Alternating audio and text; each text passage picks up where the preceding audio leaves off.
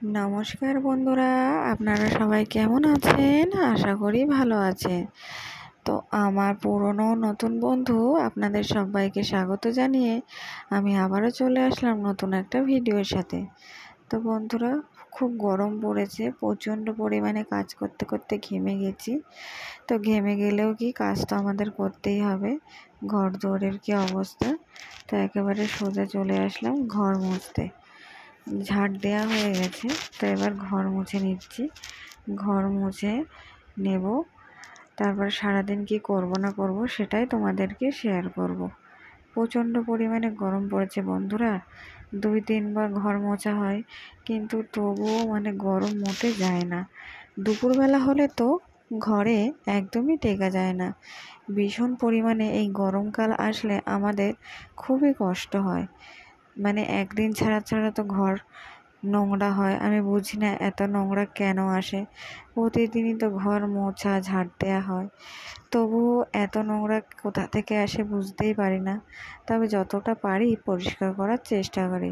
সংসারে আর যতই কাজ থাকুক না কেন, তার মধ্যে দিয়ে ঘরের কাজগুলো করা অবশ্যই দরকার, আমি এটাই মনে করি। তবুও কিছু কিছু ক্ষেত্রে হয় না, তো তখন আর কি মনে হয় যে যা, কিছু কাজ বাকি থেকে গেল, আর সেগুলোই করি। কিন্তু ওই যে তোমাদের আগেও বলেছি আর এখনও বলছি, আমি একেবারে না সব কিছু সামলিয়ে উঠতে পারি না। আমার ভীষণ কষ্ট হয় যখন আর কি না হাতের কাজ থাকে, সেলাইয়ের কাজ, তখন ঘরের পেছনে একদমই সময় দেওয়া হয় না।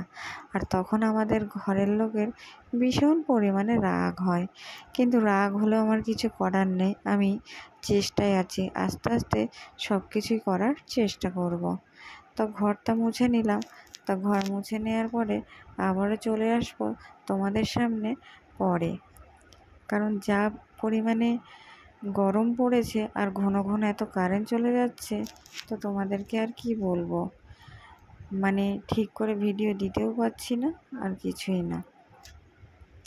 তো এদিকে দেখো, আমি একেবারে সন্ধেবেলায় চলে এসেছি। হঠাৎ করে ইচ্ছা হয়েছে যে অনেক দিন এগরোল খাইনি, তো এগরোল খাবো। তো বর প্রথমে না না করছিল, তবে এনে দিল। ওই যে জেদ করেছি, যতক্ষণ না জেদ পূরণ করবো নিজেরই তো কি বলবো, কান্না কান্না লাগবে। আর এদিকে দেখো, সাথে মাথা ঠান্ডা করার জন্য আইসক্রিম। তো আমাকে খেতে বারণ করেছিল, কিন্তু খেয়ে লাস্ট পর্যন্ত সহ্য হলো না, সবই বমি করে দিলাম। আর এদিকে দেখো, তার পরের দিন চলে আসলাম রান্না নিয়ে। আর তারপরে চলে আসলাম একেবারে সেজে গুজে তোমাদের সামনে। এই ভিডিওটি 2 দিন অ্যাড করা হয়েছে। তো যাই হোক, আমি যে সেজে গুজেছি, আজকে হচ্ছে নীল পুজো, সেজন্য আমি নীল শাড়ি পরে একেবারে সেজে নিয়েছি। তো কেমন লাগছে। আর এদিকে দেখো, আমাদের বাড়িতে শিব ঠাকুর আসে, মাথায় করে নিয়ে আসা হয়, তো সেজন্য গোছান গাছান করে সব বারান্দায় রেখে দেওয়া হয়েছে।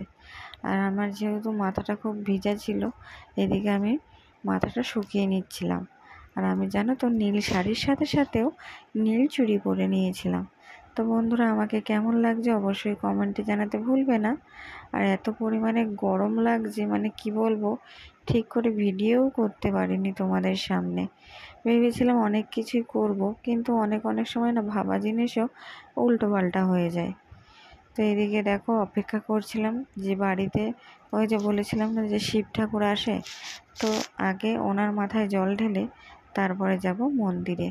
তো ভীষণ পরিমাণে রোদ উঠেছে। আর এদিকে দেখো, চলে এসেছে এ শ্বশুর বাড়িতে ঠিক এরকম নিয়মটা হয়। হ্যাঁ, আমাদের ভোলানাথ আমাদের বাড়িতে এসেছে, তো তাকেই আমি প্রথম জল ঢালবো। তো তোমরা সেটা দেখতে থাকো।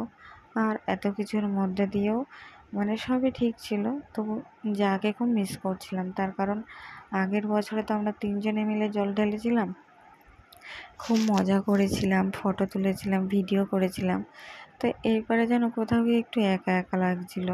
হ্যাঁ, মনটা একদমই ভালোই ছিল না। আর সত্যি কথা বলতে, সারাদিনে মনটা ভালো নেই বললেই চলে। আমি ওই যে ভাবি একরকম, কিন্তু হয় আমার সাথে আর একরকম ভেবেছিলাম। সকাল থেকেই বেশ মুডটা ভালো ছিল, সেজে গুজে ছিলাম, কিন্তু ওই কিছু মানুষ এমন আছে যে মুডটা গরম করে দেয়, তার ফলে কিনা সমস্ত ইচ্ছা আনন্দ সব কিছু নষ্ট হয়ে যায়। তো সারাদিনটা আমার একেবারে কেমনই গেল। তারপরে তো আমি জল ঢেলে আসার পরে প্রচণ্ড পরিমাণে ক্লান্ত হয়ে গেছি, তারপরে সেরকম একটা শেয়ার করতে পারিনি। তো মন্দিরে যদি আমার সাথে যদি কেউ যেত তাহলে আমি কটা ফটো তুলেও শেয়ার করতে পারতাম। আর এদিকে দেখো ভোলানাথ চলে যাচ্ছে।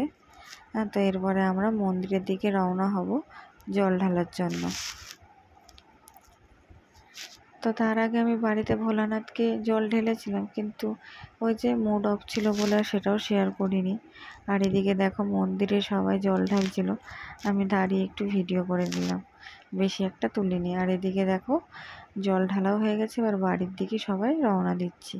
প্রচণ্ড পরিমাণে রোদ, কেউই পা দিতে পারছে না। আর এদিকে দেখো চলে এসেছি অনেক তপস্যার পর, একটু খাবার খেলাম। হ্যাঁ, মানে এটা খাওয়ার আয়োজন হয়েছে, আমি জানি না এটা খেতে হয় কিনা, তবুও। আর এদিকে দেখো একটু কটা ফটো তুলে নিয়েছিলাম, ওই যে শাড়ি পরার পর দুটো ফটো তুলেছিলাম, সেটাই তোমাদেরকে শেয়ার করলাম। কিন্তু তারপরে না ফটো তুলতে পেরেছি না একটা ভিডিও করতে পেরেছি। আর এদিকে দেখো খুব মিস করছিলাম বলে আগের বছরের ফটোটাও তোমাদেরকে শেয়ার করলাম। একটা কথা মানতে হবে, পরিস্থিতি সবসময় সমান থাকে না। আগের বছর যেটা থাকবে এই বছরে যে সেটা থাকতে হবে এমন কোনো মানে নেই। তাই সেই ফটোগুলো দেখেই আর কি খুব মিস করছিলাম। তো যাই হোক, আগের বছরে এই রান্নাগুলো হয়েছিল আর আমরা খুব সুন্দর আনন্দ করেছিলাম ও ভিডিওও তুলেছিলাম। আর দেখো এই যে আগের বছরের ভোলানাথের ফটো, আগের বছর এই ভোলানাথটি আমাদের বাড়িতে এসেছিল। তার সঙ্গেও যেহেতু তোমাদেরকে বেশি একটা ভিডিও শেয়ার করতে পারিনি, তার জন্য কিছু ফটো তোমাদের কাছে শেয়ার করলাম। এগুলো আমার ভালো মোমেন্টের ফটো, তা তোমরা দেখে নাও। আর এখন দেখো যে ট্রেন্ডিং ফটোগুলো উঠেছে সেগুলোই বরমশাই বানিয়ে দিয়েছিল, তো তাই ভাবলাম সেটাও তোমাদেরকে শেয়ার করলাম। তো আজকের দিনটা বন্ধুরা আমার এরকমই গেছে, খুব ভালোও না খুব খারাপও না, কিন্তু আবার মন খারাপের মধ্যে দিয়ে, সত্যি মনটা খুবই খারাপ ছিল। তো চলো আজকের ভিডিওটা বেশি বড় না করলে এখানেই শেষ করলাম। দেখা হবে পরবর্তী কোনো ভিডিওতে। যতক্ষণ তোমরা ভালো থেকো, সুস্থ থেকো। ধন্যবাদ এতক্ষণ ধরে ওয়াচ করার জন্য।